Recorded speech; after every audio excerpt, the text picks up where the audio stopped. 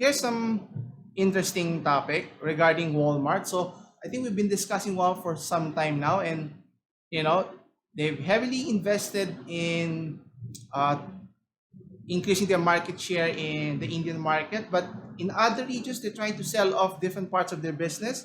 We've mentioned already they they're selling. Well, they haven't sold off all of it, but they still part owner a retail store in Europe.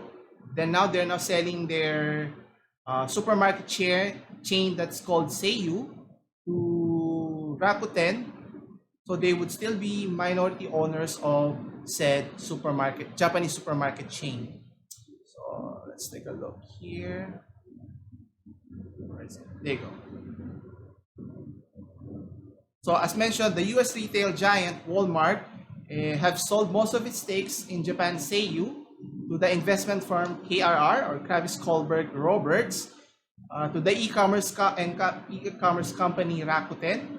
So dealing in the worth of 172.5 billion yen or 1.65 billion dollars. So they first entered in the Japanese market way back in 2002 and then took over the company in 2008. Now, obviously with the current situation, I think with what Walmart is doing, they're trying to shift their focus, not just focusing primarily in the US market, but also in the Indian market. So obviously they have to balance the different regions that they have interest in, whether in Europe or in Asia, or in this case in Japan.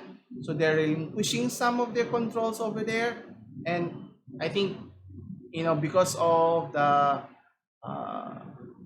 what they call this, they were enticed to buy the company because of the allure of high spending power that is the Japanese consumer. But based on historical or preferences of a Japanese buyer, they tend to prefer money for value, and they're always cut by price cut competition, and obviously this will make it difficult for any businesses to make inroads in making a substantial amount in revenue.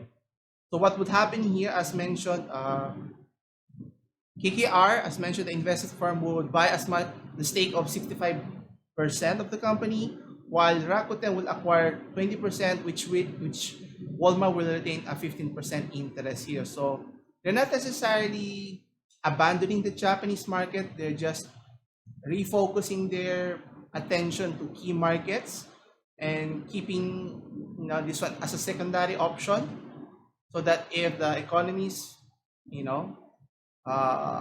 improves, then maybe they could acquire again a majority portion of the company as well here. But the question here is, are they planning to exit the Japanese market? But obviously retaining a minority stake here gives them some semblance of they might be interested maybe sometime in the future. Who knows?